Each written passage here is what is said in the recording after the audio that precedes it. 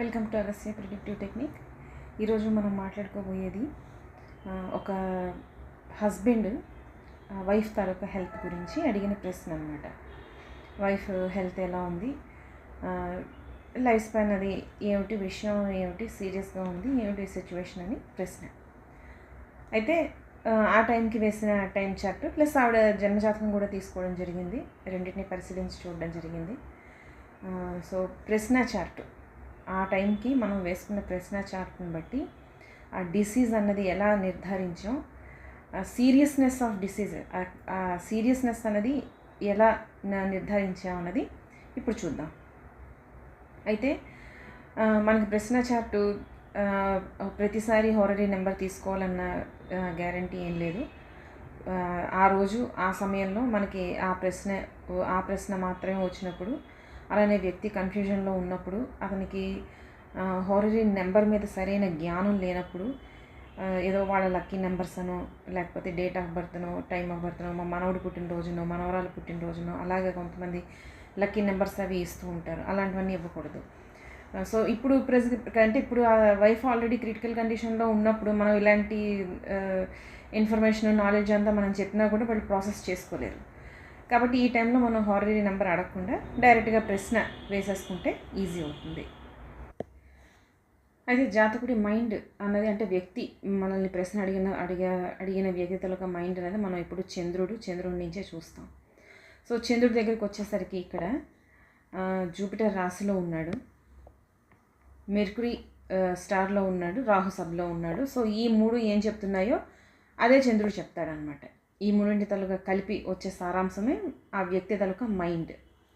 ఇప్పుడు చూడండి, జూపిటర్ అన్నది 4th భావానికి 7th భావానికి కనెక్ట్ అయింది. 7th లార్డ్ అది 10th హౌస్లో కనిపిస్తున్నాడు మనకి, ఎందుకంటే చంద్రుడు మీనరాశిలో ఉన్నాడు. ఆ తర్వాత స్టార్ లార్డ్ మనకి స్ట్రాంగెస్ట్, అలానే సబ్ లార్డ్. అయితే మెర్కురీ ఏం చెప్తోంది? మెర్కురీ దగ్గరికి వచ్చేసరికి మెర్కురీ ఆల్రెడీ 8వ భావంలో ఉంది. అది కూడా ఎవరి నక్షత్రంలో ఉంది? సూర్యుడి నక్షత్రంలో ఉంది. సూర్యుడు 12th లార్డ్ అయ్యి మళ్ళీ 8మంలో మళ్ళీ మెర్కురీతోటే కంజాయింట్ అయ్యి ఉన్నాడు. అంటే 8th హౌస్ 8మం అన్నది మనకి స్ట్రాంగ్గా కనిపిస్తుంది. 12th హౌస్ కనిపిస్తుంది, హాస్పిటలైజేషన్ కనిపిస్తుంది. ప్లస్ రాహు కూడా అంటే సబ్లార్డ్ రాహు కూడా 5వ స్థానంలో కనిపిస్తున్నాడు. అయితే రాహు ఇక్కడ స్వనక్షత్ర స్థితి. రాహు దగ్గరికి వచ్చేసరికి శతభిష నక్షత్రంలోనే సొంత నక్షత్రంలో ఉన్నాడు. సో ఇప్పుడు ఏంటంటే రాశి లార్డ్ తాలూకా ఫలితాన్ని ఇస్తాడు మనకి. సో రాశి లార్డ్ ఎవరు? శని మనకి ఇక్కడ 5వ భావానికి 6వ భావానికి అధిపతి అయ్యి 6th హౌస్లోనే ఉన్నాడు, స్వనక్షత్రంలో ఉన్నాడు, మీనరాశిలో. 5వ భావం 21 డిగ్రీల దగ్గర కుంభరాశిలో కంప్లీట్ అయిపోతే మనకి 6వ భావం 21వ డిగ్రీ నుంచి స్టార్ట్ అవుతుంది.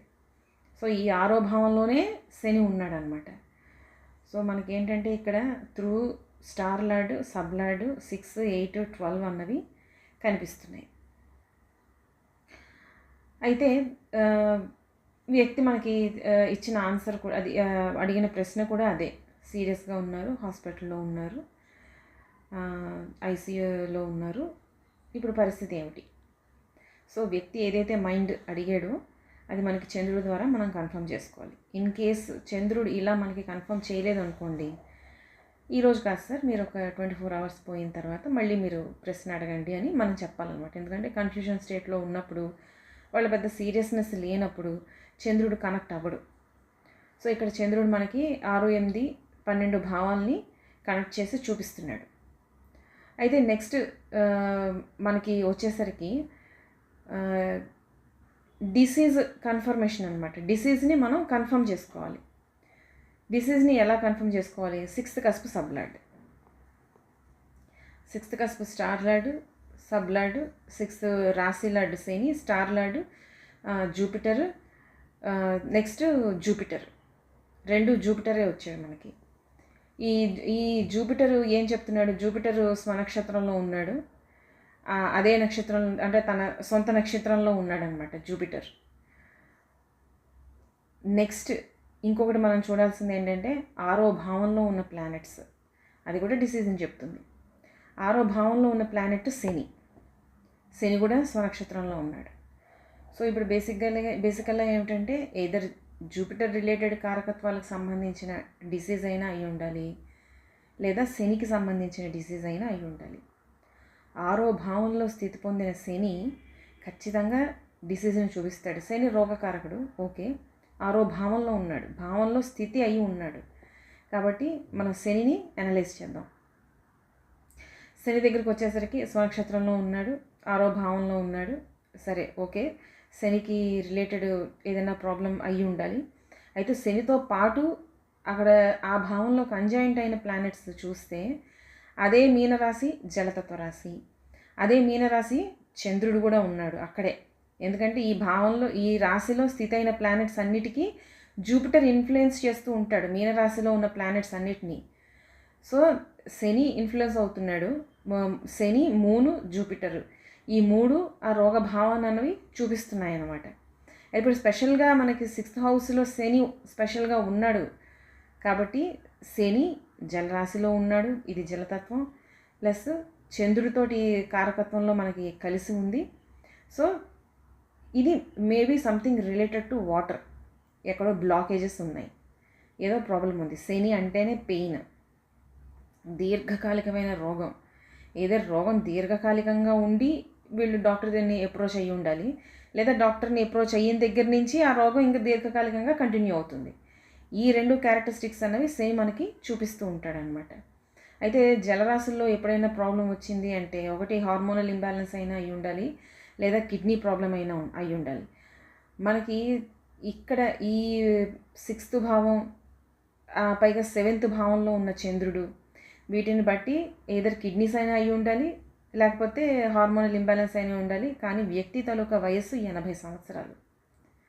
ఇప్పుడు హార్మోనల్ ఇంబ్యాలెన్స్కి ఛాన్స్ లేదు కాబట్టి మనం కిడ్నీస్ అని రూల్ అవుట్ చేసుకుంటున్నాం. సో ఇదంతా వర్కౌట్ చేస్తున్నాం మనం, ఇంకా ఎలా డిసీజ్ని ఎలా కన్ఫర్మ్ చేసుకోవాలి అని. సో కిడ్నీ ప్రాబ్లం అయి ఉండొచ్చు, కిడ్నీలో ఏదో ప్రాబ్లం ఉంది, పెయిన్ ఉంది, శని చూపిస్తున్నాడు. దీర్ఘకాలిక రోగం ఇది, సడన్గా వచ్చిన 1 డేలో వచ్చిన రోగం కాదు, ఇది చాలా రోజులు బట్టి సఫర్ అవుతుంది. అయితే కిడ్నీస్కి కారకుడు వీనస్ కూడా, కారకాధిపతి అయిన వీనస్ కూడా అక్కడ పాడైపోవాలి. అక్కడ పాడైపోతేనే మనం ఏదో ఒక రకంగా వీనస్ అన్నది అక్కడ భావాలకి 6, 8, 12 భావాలకి కనెక్ట్ అయిపోతుంది. అలానే కిడ్నీస్ పాడవ్వాలంటే మనం 7వ భావాన్ని కూడా చూడాలి. అలానే కిడ్నీస్ పాడవ్వాలి అంటే మనం సింహరాశిని కూడా చూడాలి, లేదా 5వ భావాన్ని అయినా చూడాలి. సింహరాశి ఎందుకంటే కాలపురుష కుండల నుంచి అది 5వ స్థానం కాబట్టి, లేదా 5వ భావాన్ని అయినా చూడాలి. సో ఇప్పుడు అసలు వీనస్ ఎలా కనెక్ట్ అయ్యాడు అన్నది చూద్దాం. మనకి ఇక్కడ వచ్చేసరికి 7వ స్థానం kidney, urinary tract infections, kidneys, urine, ఈ ప్రాబ్లమ్స్ అన్నీ మనకి 7th హౌస్ నుంచి వస్తుందన్నమాట. 7th హౌస్ కస్ప్ సబ్లాడ్ వీనస్ అయ్యాడు. ఓకే, అదొక్కటే సరిపోదు మనకి ఈ 8th హౌస్ దగ్గరకు వచ్చేసరికి 8th హౌస్ స్టార్ లార్డ్ కూడా వీనస్ అయ్యాడు. గుడ్. ఇప్పుడు 12వ భావాన్ని ఎలా ఇన్ఫ్లుయెన్స్ చేస్తున్నాడు? 12వ భావానికి కూడా వీనస్ స్టార్ లార్డ్ అయ్యాడు. అంటే ఈమెకి దీర్ఘకాలిక రోగాలు ఏవైనా వస్తే అది శుక్ర సంబంధమైన రోగాలు అయి ఉంటాయి. ఇలా ఈ ప్రాబ్లమ్ని ఇన్ఫ్లుయెన్స్ చేస్తున్నాడు అనమాట. అలానే మనకి ఇప్పుడు 5వ భావం అని చెప్పుకున్నాం కదా, మనకి కిడ్నీస్ పాడవ్వాలి అంటే యాక్చువల్గా 5వ భావం ఏంటంటే మనకి నావెల్ ప్లేస్లో వస్తుందన్నమాట. ఈ కిడ్నీస్ అన్నవి అక్కడ మనకి అంటే వెనక వీపు భాగంలో మనకి అక్కడ అరేంజ్ అయ్యి ఉంటాయన్నమాట. Upper part of the abdomen.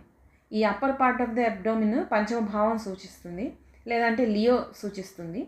ఈ 5వ భావంలోనే మనకు ఆ కిడ్నీస్ అన్నవి అరేంజ్ అయ్యి ఉంటాయి. అక్కడి నుంచి ఈ యూరినరీ ట్రాక్స్ అనేవి కింద దాకా వెళ్ళి ఆ యూరినరీ గాల్ బ్లాడర్ అనేది మనకి 7th భావంలో కనిపిస్తూ ఉంటుంది అనమాట.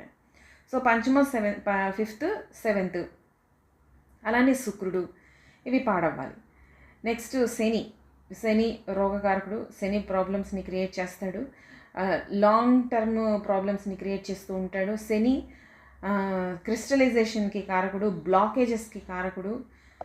కాబట్టి శని కిడ్నీస్ ఫామ్ అవడంలోని, ఈ యూరినరీ ట్రాక్లో ఏదైనా అబ్స్ట్రక్షన్స్ రావడం కానీ, అలానే శని అంటేనే ఇంకా విపరీతం అనమాట, క్రానిక్. మనం క్యాన్సర్ కేసెస్లో కూడా శనిని చూసుకుంటాం మనం. శని ఉంటాడు. ఇది శని తాలూకా కారకత్వాలు అనమాట. ఇంకొక శని తాలూకా మెయిన్ కారకత్వం ఏంటంటే పెయిన్, బాధ, పెయిన్, నొప్పి, ఇవన్నీ క్రియేట్ చేస్తూ ఉంటాడు.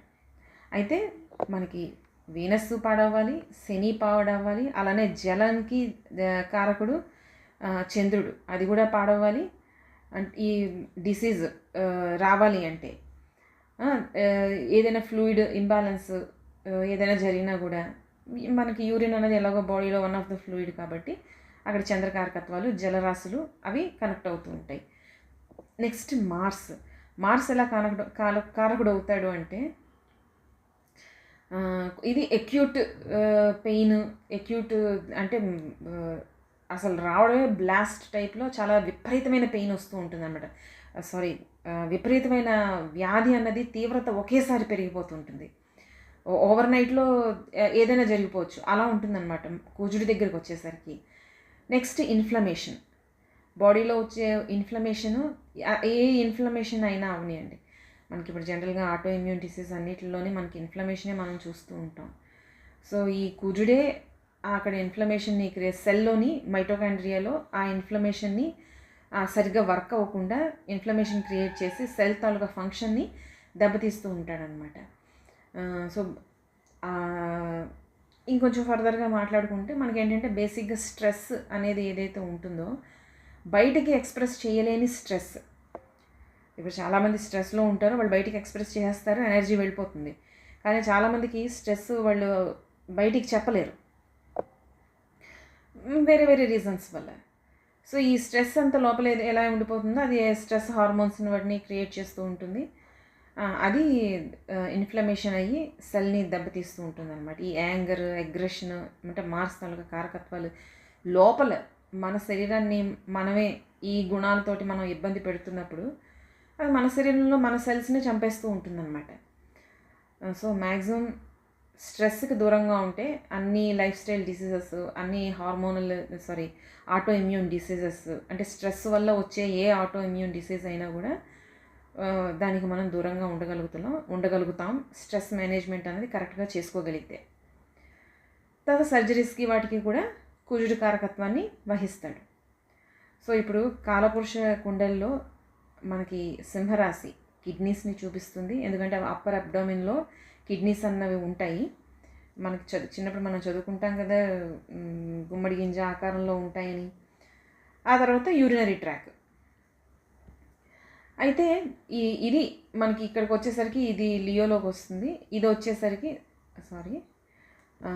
వచ్చేసరికి మనకి తుల, లిబ్రాలోకి వస్తుంది అనమాట.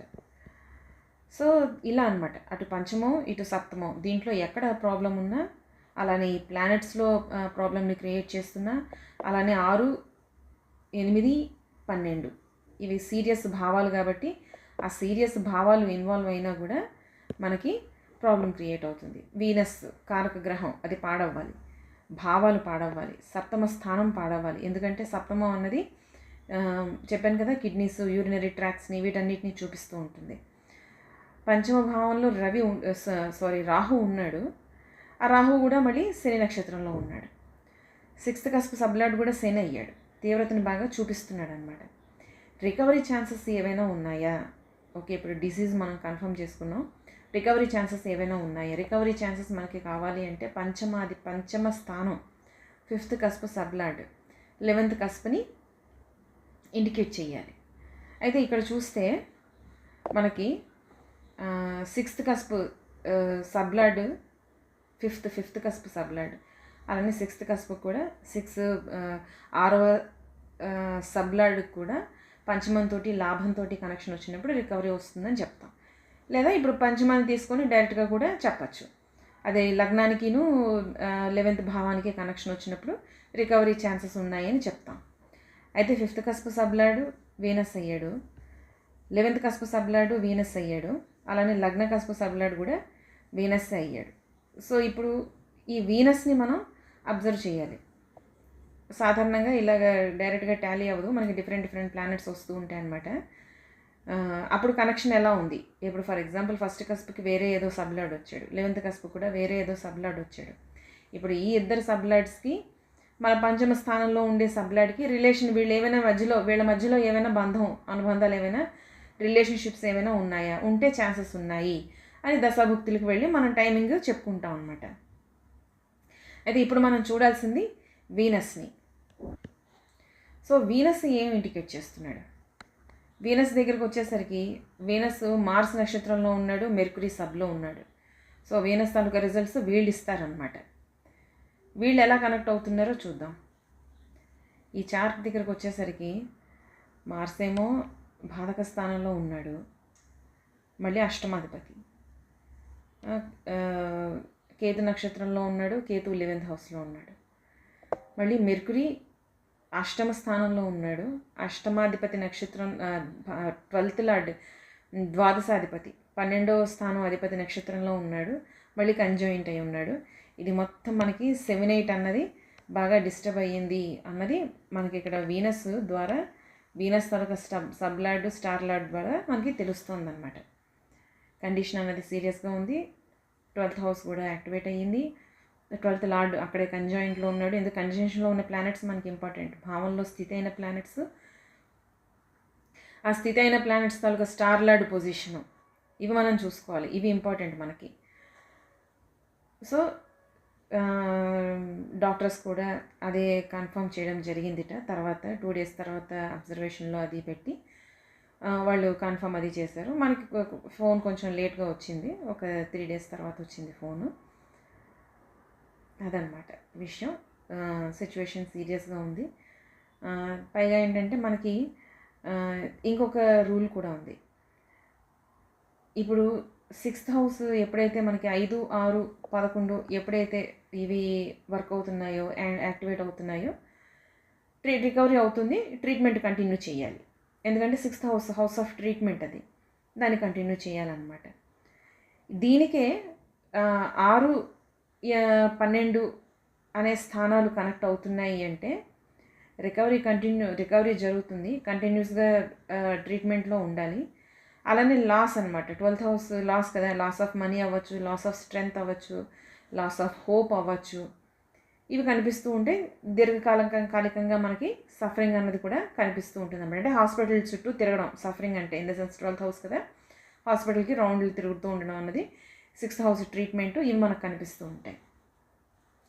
ఇదే పంచమ భావానికి మనకి 6, 8, 12 భావాలతో పాటు మారక బాధకాలు కూడా కనెక్ట్ అయ్యాయి అనుకోండి, అప్పుడు సిచ్యువేషన్ మనం బాగా క్రిటికల్గా ఉంది అని చెప్తాం అన్నమాట. సో ఇది కిడ్నీ ఫెయిల్యూర్ అయిన స్త్రీ జాతకం, ప్రశ్న జాతకం ఎలా ఉంది అన్నదాని విశ్లేషణ. Keep watching Agastya predictive technique. Thank you.